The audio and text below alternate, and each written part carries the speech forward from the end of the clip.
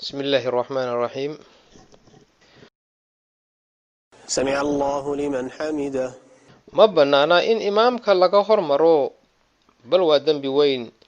nabiga sallallahu alayhi wasallam waxa ka sugnaaday inuu yiri miyaanu ka baqayn qofkiin haddii uu madaxa kor u qaado imaamka hortiis in ilaahay madaxiisa u bedelo madax dameer ama muuqaalkiisa muuqaal dameer. Bukhari iyo Muslim ayaa wariyay xadiiskaas. qofkii si ku talagal ah imaamka uga hormara salaadiisu waa baadil sharcina maaha. سمع الله لمن حمده. sidoo kale inaad imaamka isku mar samaysaan ficilka ma ahan arrin saxa. سمع الله لمن حمده. sidoo kale inaad imaamka wax badan ka dib dhacdo sax maaha. sida waajibka ah waa inaad imaamka bacdigii samayso sidiisa oo kale isla markiiba. سمع الله لمن حمده. mawduuca saddexaad waa meesha gacmaha la saarayo marka samica allahu la yiraahdo. qaladaadka dadka qaarkii sameeyaan waxaa ka mid ah haddii uu imaam yahay ama dadka imaamka ka dambeeya inuu qofku yiraahdo samica allahu liman xamida isagoon ku darin rabbanaa walaka alxamdu iyadoo ay waajib tahay in alle lagu xamdiyo. سمع الله لمن حمده. intaa kadib walakal shukru in lagu daro ma habboona sharcina maaha sidii nabiga sallallahu alayhi wasallam laga soo wariyay.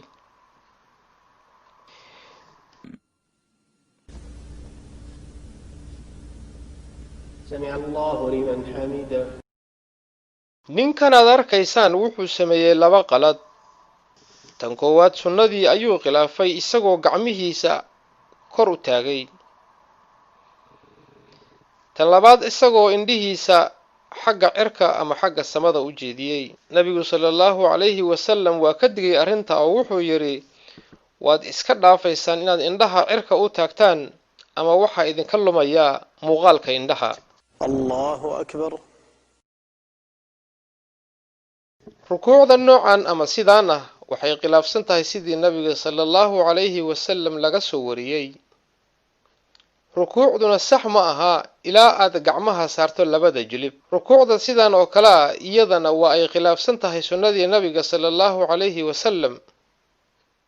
sidan aad arkaysaan ayaa saxiix ah in dhabarka qofka tukanaya uu sinaado.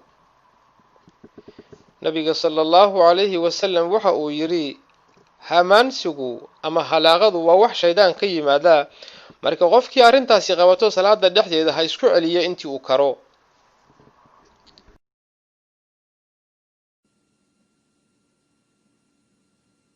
qofkii salaada sidan oo kale u tukada waxa uu ka tegay tiir ka mid ah tiirarka salaada kaas oo ah in salaada la tartiibiyo.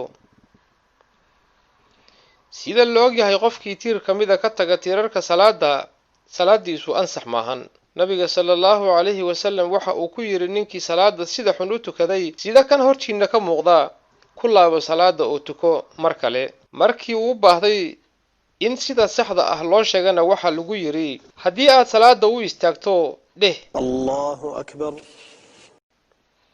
kadib akhri quraan intii ku fudud. الحمد لله رب العالمين الرحمن. kadibna rukuuc adiga oo tartiibinaya. kadibna rukuucda ka soo istaag oo xogaa yar taagnaaw. سمع الله لمن حمده. kadibna sujuud oo tartiibi. الله أكبر. kadibna fariiso oo tartiibso. الله أكبر.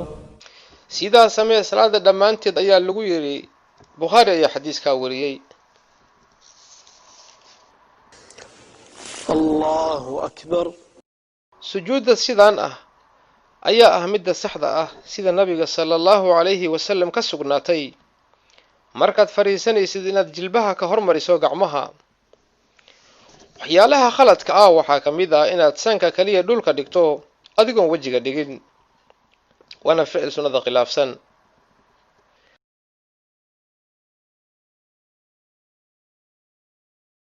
ama inaad sujuuddo oo wajiga kaliya dhulka ku qabato adigoo sanka dhulka dhigin iyana waa shay sunnada khilaafsan. inaad sidan oo kale gacmaha dhulka u dhigato waa arrin karaahiyo ah. sujuudda noocan ah iyadana oo aad gacmaha ku qabato labada dhinac iyana waa ficil sunnada khilaafsan.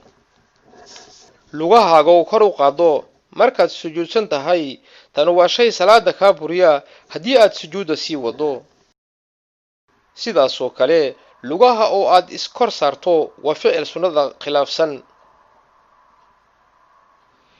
sidoo kale inaad faraha foodooda kaliya dhulka ku qabato waa shay aan sunnada waafaqsanayn. sidoo kale inaad faraha foodooda kaliya dhulka ku qabato waa shay sunnada khilaafsan ama aad farahaaga laabto.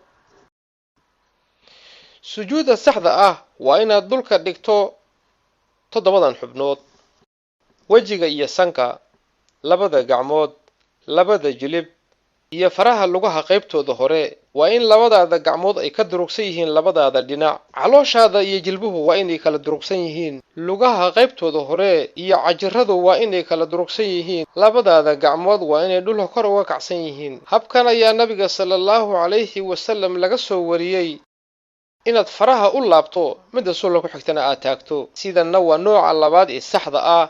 farta dhexe iyo suulka inaad isku qabato oo wareeg ka dhigto, farta horena aad taagto. labada noocba waa laba nooc oo saxiix ah. markii ashahaadka la gaaro ilaa dhammaadka Allahu akbar. qaybta afraad waa inta mar oo gacmaha kor loo qaadayo.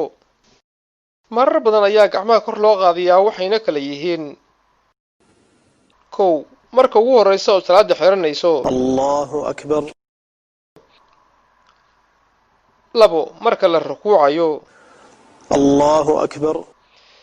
3 marka rukuucda laga soo kaco. Sami'a Allahu liman hamidah. 4 marka laga soo kaco ataxiyaadka koowaad.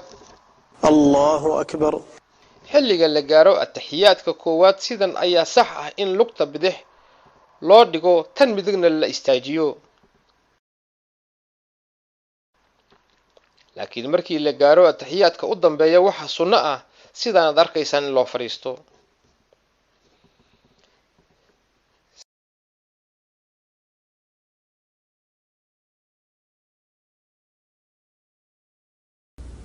السلام عليكم ورحمة الله. السلام عليكم ورحمة الله. sidaan oo kale waa qalad weyn sababtoo ah ma aadan raacin imaamka. waxaa waajib ah inaad sugto ilaa imaamku salaada ka dhameeyo, yacni labada salaamood midig iyo bidix. السلام عليكم ورحمة الله. السلام عليكم ورحمة الله. rasuulku sallallahu calayhi wasallam markii uu salaada dhammaynayo waxa uu u jeesan jiray midig iyo bidix. laakiin sidaan oo kale in madaxa la ruuxo ama labada gacmood la dhaqaajiyo nabiga sallallahu calayhi wasallam lagama soo warin sharcina maahan. ليس لي حول فإني بك حولي وعلي في شهيقي وزفيري أنا محتاج إلي أنا محتاج إلي يا رب يا رب يا رب نور دربي أنت ألهمت فؤادي حب خير المرسلين وبه أكرمت قومي وجميع العالمين